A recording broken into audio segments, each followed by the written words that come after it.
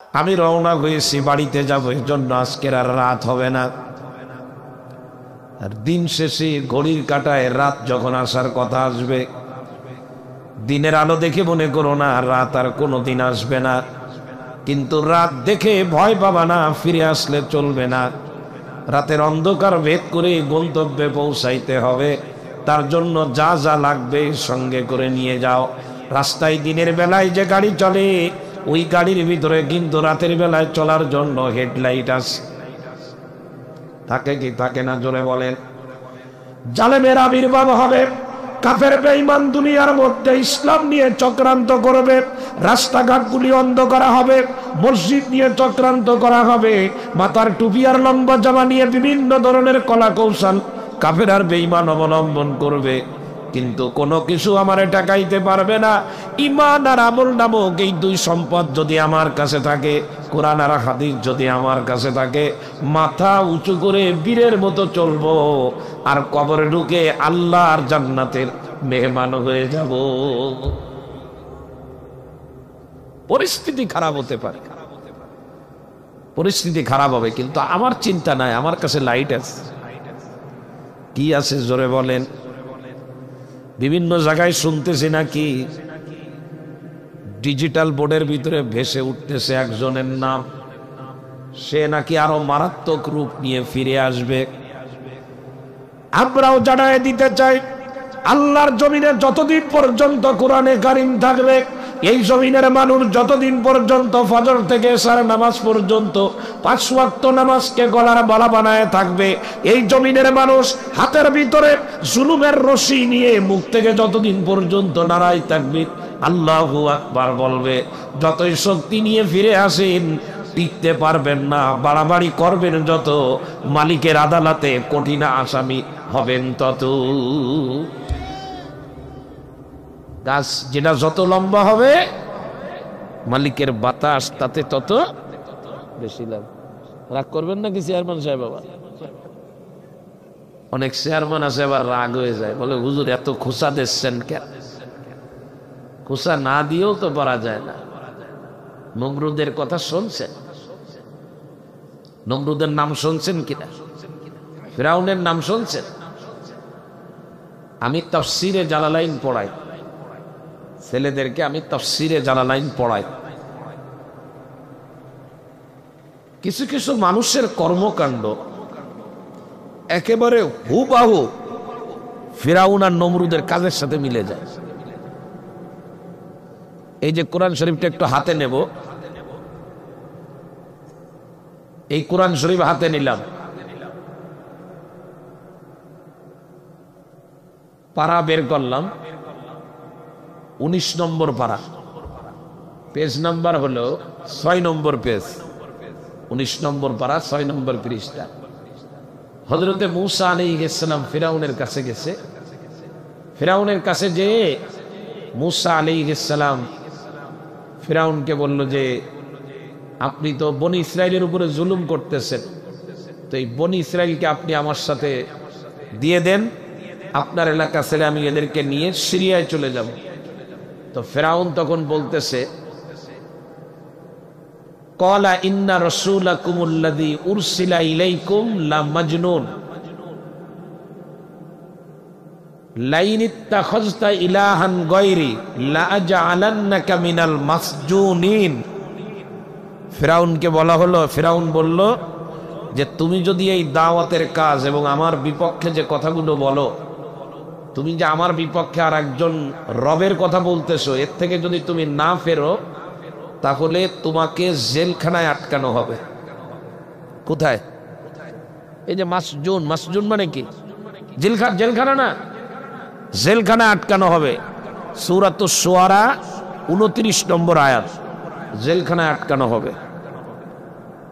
তো তাফসীরে জালালাইনের মধ্যে আসছে, ফিরাউনের বিপক্ষে কেউ কোনো কথা বললে ফিরাউনের ফার্স্ট পলিসি ছিল যে ওই লোকটারে জেলখানা আটকায় রাখা। সেই জেলখানা কেমন ছিল?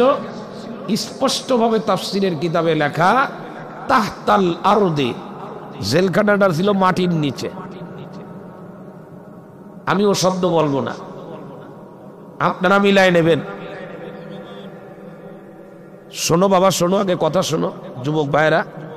শুধু মাটির নিচে তাই না, বলে মাটির নিচে তোমারে এমন ঘরে আটকাবো, লা ইয়াসমাউ সাওতান ওয়ালা ইয়াবসুরু আহাদান, কোন মানুষের আওয়াজ তুমি শুনতে পাবা না, বছরের পর বছর তোমার সাথে কারো দেখাও হবে না। তাফসীরে জালালাইনের মধ্যে আসছে ফিরআউনের জেলখানা ছিল মাটির নিচে। সিরিয়ার প্রেসিডেন্ট বাশার আল আসাদ যে পালিয়ে গেছে, তার এক জেলখানার নাম হলো সিদনায়া কারাগার। 3 তলা হলো মাটির নিচে আর 3 তলা মাটির উপরে। আপনি বলেন বাশার আল আসাদ রেখে আমি ফিরআউনের অনুসারী বললে কি কোনো অন্যায় হবে নাকি?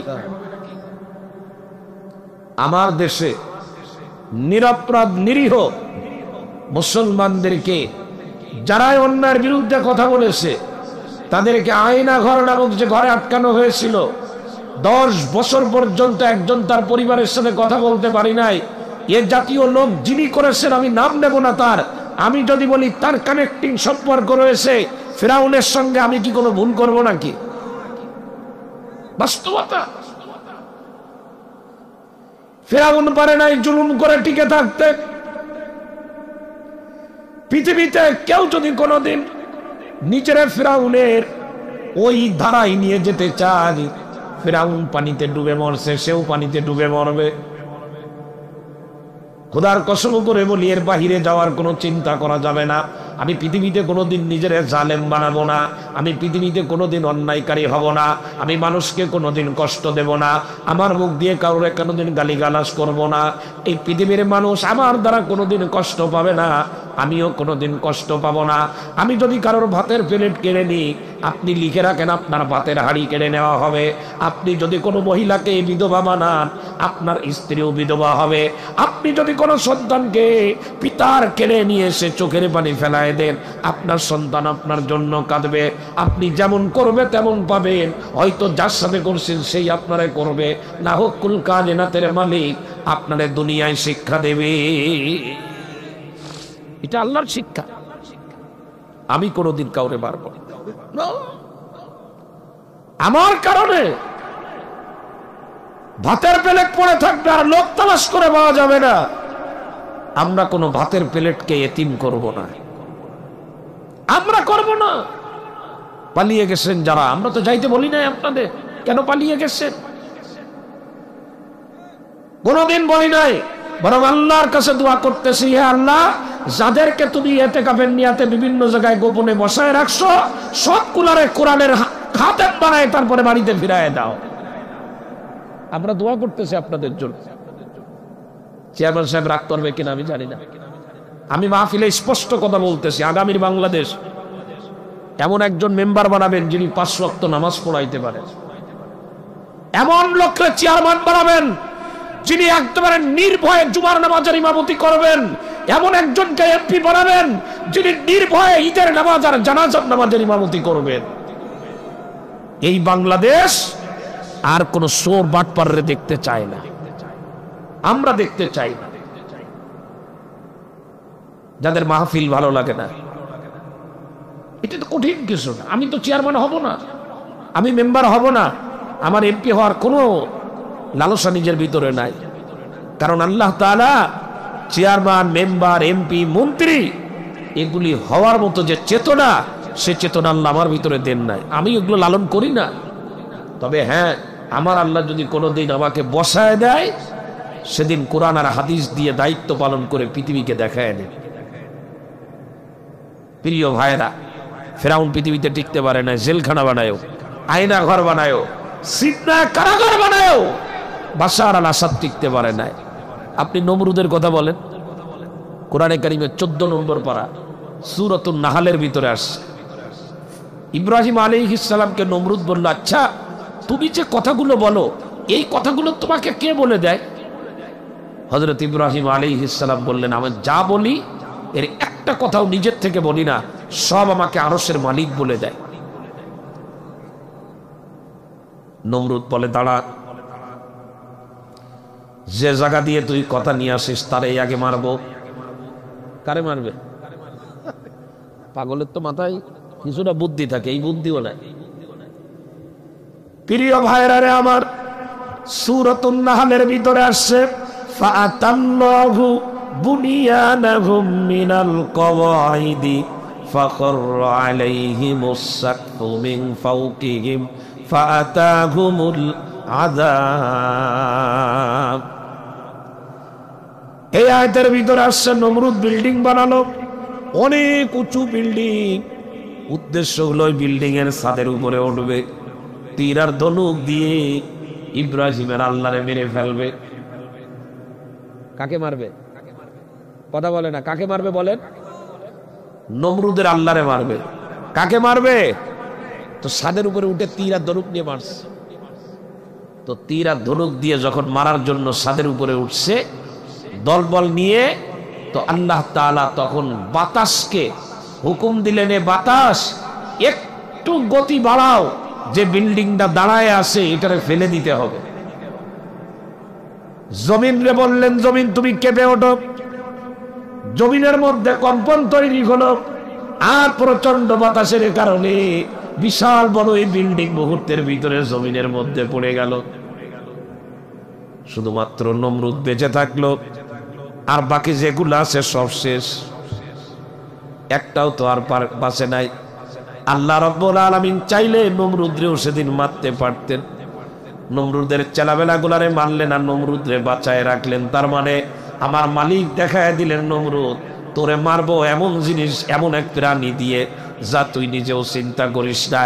এরপরে নমরুদের নাকের ভিতর দিয়ে, নাক, মুখ আর মাথা, এই তিন মাথা একটা রাস্তা আছে ভিতরে, কানের সাথে সম্পর্ক। আমার আল্লাহ নাকের ভিতর দিয়ে এক মশা ঢুকায় দিলেন, বলল তুমি বেশি দূরে যাবা না, যে জায়গায় তিন মাথা, তিন রাস্তা, তিন দিকে গেছে ওই জায়গায় যে তুমি চুপচাপ বসে থাকবা, আর বেশি লাভালাভি দাবাদাবি করবা না। যখন তোমার খাবারের দরকার হয় আমি দিয়ে দেব, তোমার খাবারের কোনো অভাব হবে না।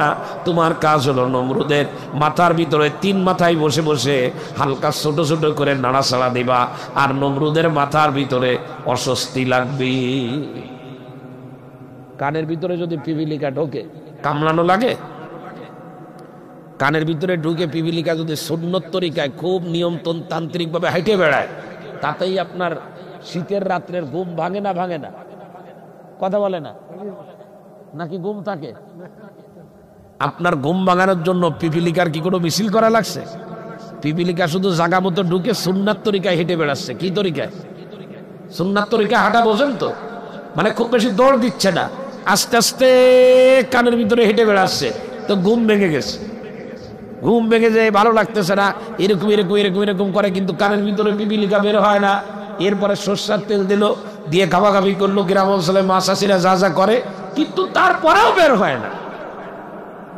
করে কিনা? তো এই আল্লাহ পাক এক মশা ঢুকায় দিয়েছে, ওই মশা হালকা হালকা করে একটু নড়াচড়া দেয়, আর নমরুদের মাথার মধ্যে অস্বস্তি লাগে। যখন অস্বস্তি লাগে তখন এই নিজের হাত দিয়ে একদিন রাগ হয়ে এই জায়গায় জোরে একটা থাপ্পড় মারছে। মারলে দেখে একটু মজা লাগতেছে, তখন সাথে সাথে সার্কুলার দিল, নিয়ে দুইজন লোক নিয়োগ দিল, তাদেরকে মাসে মাসে বেতন দেবে। তাদের কাজ হলো একবার একজন এই পাশে থাপ্পড় দেবে, আর একজন এই পাশে একটা করে থাপ্পড় দেবে। সিস্টেম করে দিলেন কে? আরো জোরে বলেন কে? সে আল্লাহ আছে না নাই? আরো জোরে বলেন কে? এজন্য রাত অন্ধকার হবে। যার কাছে টর্চ লাইট থাকে সে যেমন অন্ধকার রাত্রে ভয় পায় না, গন্তব্যে যাওয়ার জন্য রওনা হয়ে যায়। আমাদেরকে জান্নাতের দিকে যেতে হবে, আমাদের কাছে টর্চ লাইট আছে 5 ওয়াক্ত নামাজ, আমার কাছে টর্চ লাইট আছে নারাই তাকবীর, আল্লাহু আকবার, আমার কাছে টর্চ লাইট আছে কোরআনে কারীম, আমার কাছে টর্চ আছে নবীজির হাদিস, আমার কাছে টর্চ আছে নবীজির সুন্নাত, আমার কাছে টর্চ আছে নবীজির আদর্শ, আমার কাছে টর্চ আছে আমি আমার আল্লাহর হুকুম মানি, রসুলের তরিকায় চলি। যে ব্যক্তি ইসলাম মেনে চলবে, রাত যত বিদঘুটে অন্ধকার হোক, টর্চ লাইট থাকলে যেমন রাস্তা দেখে দেখে সামনে যাওয়া যায়, যার কাছে ইসলাম থাকবে, ইসলামের হুকুম যিনি মেনে চলবে, এই দুনিয়ার কোনো অন্ধকার তারে আটকাইতে পারবে না। ওই বেচারা হাসতে হাসতে ফুলসিরাত পার হয়ে আল্লাহর জান্নাতের মেহমান হয়ে যাবে। আমি কি বুঝাইতে পেরেছি কথা? হ্যাঁ? তো একজন এই পাশে থাপ্পড় দেয়, একজন এই পাশে দেয়। তো একজনকে থাপ্পড় যদি দিতে বলেন যে সারাদিন এরকম থাপ্পড় দিতে হবে, তো যে লোক থাপ্পড় দিচ্ছে তারও তো একটু কষ্ট হবে, না হবে না? তো এক সময় রাগ হয়ে এই যারা হাত দিয়ে থাপ্পড় দিচ্ছে হাতে আর এখন কাজ করতেছে না, মিজাজটা খারাপ হয়ে গেছে, 5 জুতো খুলে বাড়ি বাড়ছে, মাথা বাড়ছে, এক বাড়িতে নমরুদ দুনিয়া থেকে বিদায় হয়ে গেছে। সর্বশেষ বাড়ি হলো জুতার বাড়ি। কিসের বাড়ি? আরো জোরে বলেন। সুতরাং আমি আপনাদেরকে বলবো, কিয়ামতের আগে দুনিয়ার অবস্থা বড় খারাপ হবে। মা বোন যারা আসছেন আপনারাও খেয়াল করে শুনবেন। খারাপ পরিস্থিতির কারণে আমি মন খারাপ করব না। তার কারণ হলো আমার কাছে টস আছে, আমার কাছে কোরআন আর হাদিস আছে। এজন্য নবীজি বুখারী শরীফের হাদিস, মুসলিম শরীফের হাদিসের মধ্যে নবী আমার বলেন, আমি নবী মুহাম্মদ যখন দুনিয়া থেকে চলে যাব, আমি যখন দুনিয়া থেকে চলে যাব, আমার বিদায়ের পরে মুসলমানের অবস্থা কিন্তু ভালো থাকবে না, একটু খারাপ হয়ে যাবে। কেমন খারাপ হবে? ইন্নাহা সাতাকুনু বাদি আসারাতুন ওয়া গুমুরুন তুনকিরুনাহা।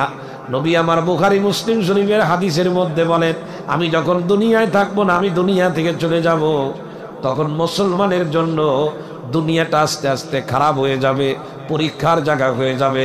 আপনি পর্দা করতে চাইলেও পর্দা করতে পারবেন না, জোর করে আপনার মুখ খুলে দেওয়া হবে।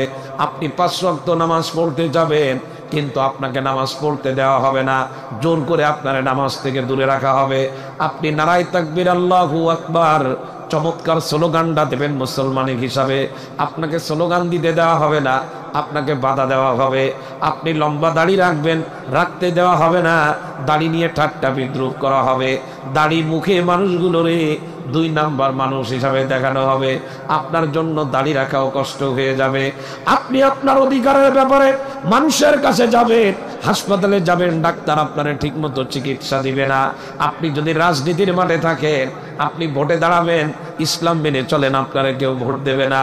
আপনি উপজেলা পরিষদে যাবেন বিভিন্ন ধরনের অনুদান আনার জন্য, আপনি মুসলমান হলে আপনার সঙ্গে একরকম ব্যবহার করা হবে, আর আপনি যদি ইসলাম থেকে বাইরে চলে যান আর একরকম ব্যবহার করা হবে।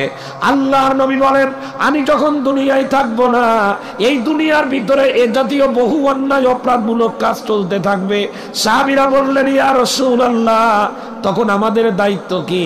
আমরা কি সবাই তখন নামাজ বন্ধ করে দেব? কি জিজ্ঞাসা করলেন বলেন?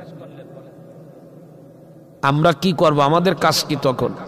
যুবক ভাইরা তোমরা ভালো করে শোনো, মানুষের কাছে হাত পেতে কোনো লাভ হবে না। আমরা এখন দেশে কোনো ঝামেলা বাঁধলে আমেরিকায় যায় ঝামেলা ছাড়াইতে।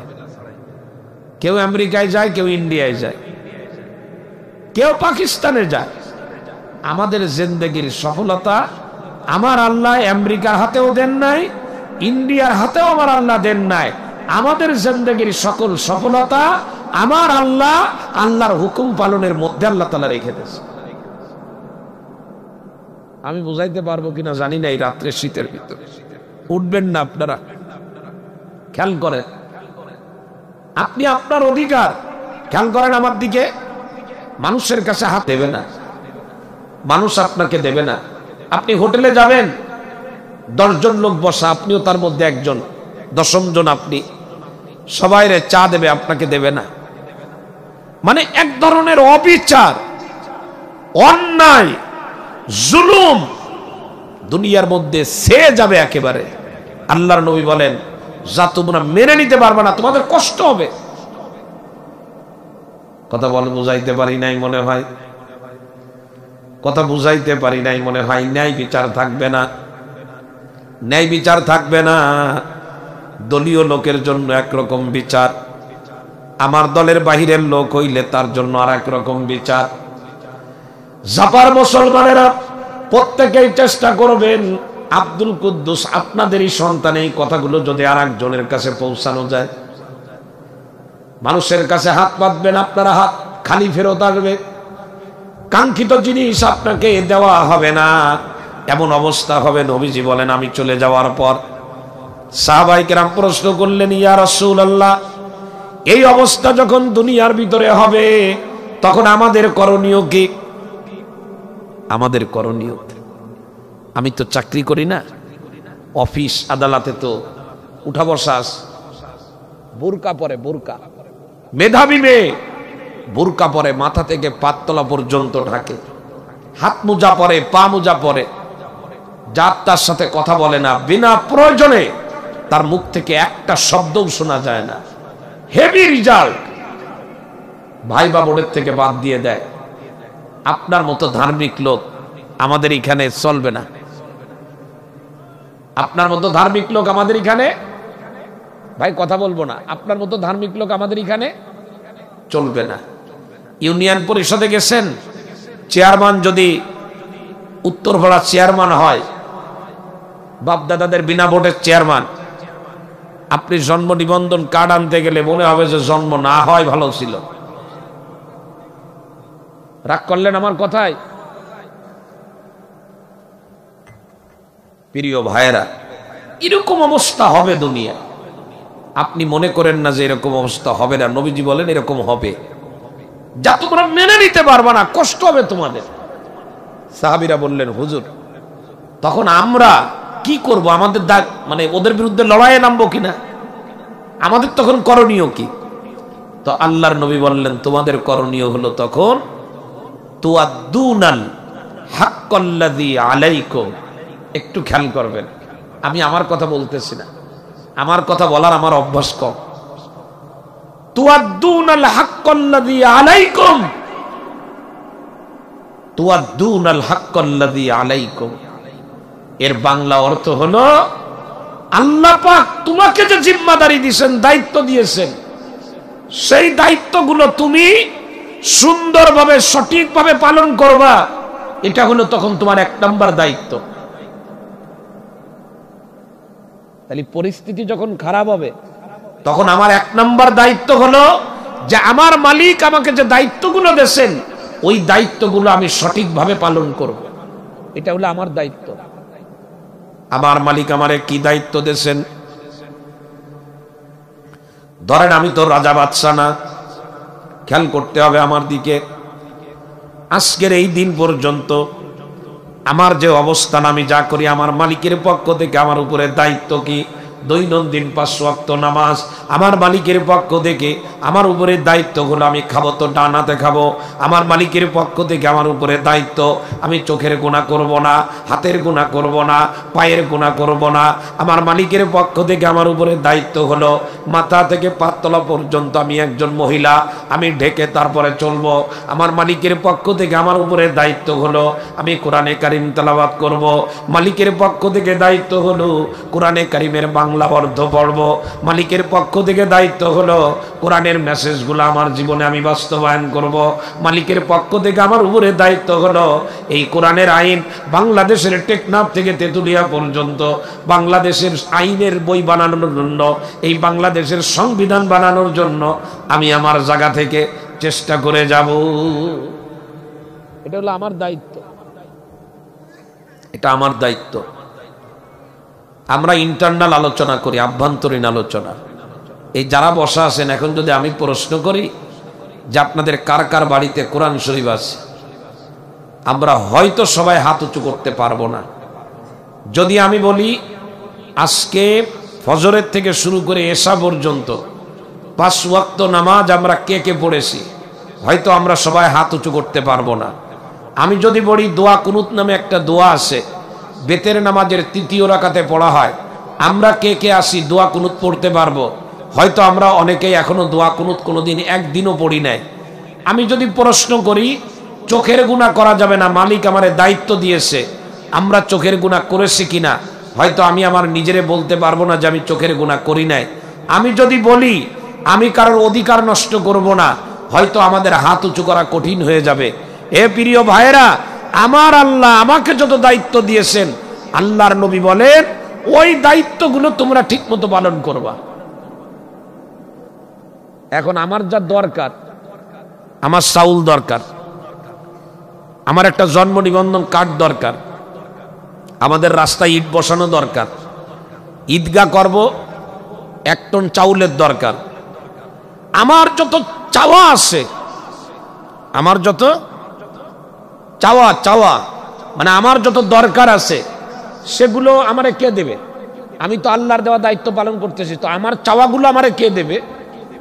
তো আল্লাহর নবী বলেন, ওয়াতাসআলুনাল্লাহাল্লাযী লাকুম, তোমরা মানুষের কাছে হাত পাতবা না, আল্লাহর দেওয়া দায়িত্বগুলো সঠিকভাবে পালন করবা, আর যা দরকার হবে আল্লাহকে বলবা, আল্লাহ পাক তোমাদেরকে দান করে দেবেন।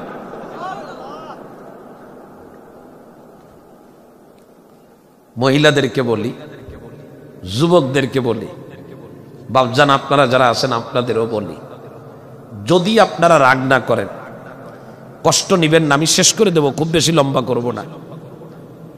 বদরের যুদ্ধ খেয়াল করতে হবে, পরিস্থিতি যত ক্রাইসিস হোক, যত খারাপ হোক পরিস্থিতি, আপনি আমি দায়িত্বের ক্ষেত্রে যদি অটল থাকি, বিজয়ের পতাকা আমার আল্লাহ আমাদেরই হাতে দিয়ে দিবে। আবার বলি আমি একটু, পরিস্থিতি যতই খারাপ হোক, পরিস্থিতি যেদিকেই যাক, আমি যদি আমার আল্লাহর দেওয়া বিধান পালনে আমি যদি সচেতন হই, যত্নবান হই, আমার মালিক বিজয়ের পতাকা আমার আর আপনার হাতের ভিতরে সম্মানের সাথে ধরায় দেবেন। একটা হাদিস বলবো বুখারী শরীফের, একটা, হয়তো আপনাদেরকে জীবনে কেউ বলছে কিনা আমি জানি না, তবে আমার মনে হয় না যে বলছে। শোনেন, বদরের যুদ্ধ হয়েছিল কোন মাসে? রমজান মাস। খেয়াল করবেন, কাফেরের সংখ্যা ছিল 950, যেটাকে 1000 বলা হয়।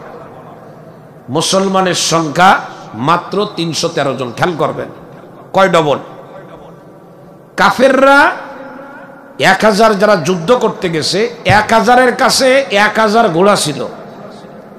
313 জন মুসলমানের কাছে, বুখারী শরীফের হাদিস, মাত্র 2টো ঘোড়া ছিল।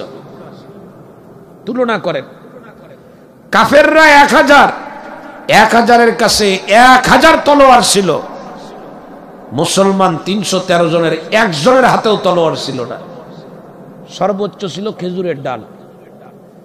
কাফেররা 1000, প্রত্যেকের কাছে এত পরিমাণে খাবার দাবার এবং টাকা পয়সা ছিল যা দিয়ে 1000 লোকরেই লালন পালন করা যায়।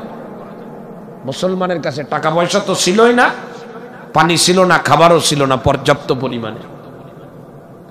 প্রত্যেকটা জায়গা আপনি মিলাবেন, বুখারীর হাদিস। কাফেররা যুদ্ধের ময়দানে আগে পৌঁছায়, আমি বদরের ময়দানে গেছি আগস্টে, বাংলাদেশে যখন একটা পরিবর্তন হলো, তখন আমি মদিনা থেকে 144 কিলোমিটার দূর হলো বদর। বদরের ময়দানে নিজের চোখে দেখে আসছি, এর আগেও গেছি, তখন যাইনি, এবার গেছিলাম। বদরের ময়দানে কাফেররা আগে পৌঁছায় দেখছে যে কোন এরিয়াটা যুদ্ধের জন্য উপযুক্ত, সেই এরিয়া তারা দখল করছে। যে এরিয়াটা ভালো, মাটি এবং সেখানে পানির কূপ ছিল, ওই এলাকাটা তারা দখল করে এনেছে।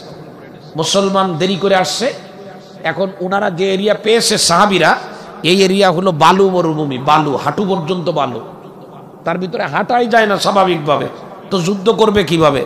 কিন্তু উপায় নাই, যেহেতু ভালো এরিয়া তারা দখল করছে, এখানেই তাবু গাড়তে হবে। খেয়াল করবেন, এই সব দিক থেকে এই যুদ্ধে মুসলমান কি ফিট না আনফিট? কথা বলেন একটু, বলেন না, মুসলমান কি জিতবে না হারবে বাহ্যিকভাবে? এই যুদ্ধে জিতার কোনো লাইন নাই। রাসূল বললেন, এই বালুর ভিতরে তাবু গাড়ো। বালুর ভিতরে তাবু গাড়লেন, যুদ্ধ শুরু হবে, সাহাবীদেরকে বিন্যাস করা হচ্ছে। কয়জন সাহাবী জানো বাবা? 313। 2 জন সাহাবী আসছে। এই 313-র পরে আরো 2 জন আসছে। বুখারীর হাদিসের মধ্যে আসছে, সেই 2 জনের নাম হলো হুযাইফা, আর আরেকজনের নাম হলো আবু হুসাইল অথবা আবু হাসান। মজা পাবেন আপনারা এই হাদিস শুনে। তো এই 2 জন আসছে, তাহলে 313 আর 2 কত হয়? এই যে 2 জন পরে আসছেন, এতে কি 313 জন আনন্দিত হবেন না রাগান্বিত হবেন? শক্তি বাড়লো না কমলো? ভালো হয়েছে না খারাপ হয়েছে? এই 2 জনকে ঢুকাই নিলেন দলের ভিতরে।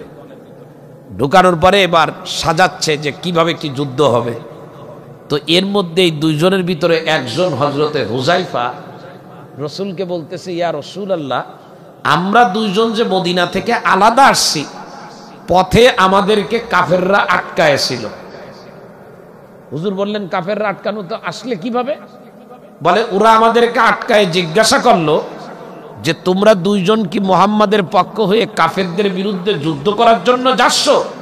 তো আমরা তখন যুদ্ধের ময়দানে তাওরিয়া করা যায়, কথা ঘোরায় বলা যায়, টেকনিক ব্যবহার করা যায়। বলে, আমরা বললাম না, আমরা বদরের ময়দানে মুসলমানের পক্ষ হয়ে কাফের বিরুদ্ধে যুদ্ধের জন্য যাচ্ছি না। তো আমাদের এই কথা ঘুরায় বলাকে তারা মেনে নেছে। হুজুর বলতেছেন, তারপরে কি ছেড়ে দিল? বলে না, তারপরেও ছাড়ে নাই, আমাদের দুইজনকে আটকায় রাখছিল। তো হুজুর বললে, ছাড়া পাইলেন কিভাবে? তো বলে, ইয়া রাসূলুল্লাহ, আমাদেরকে বলল তোমরা দুইজন আমাদের সাথে অঙ্গীকারবদ্ধ হও।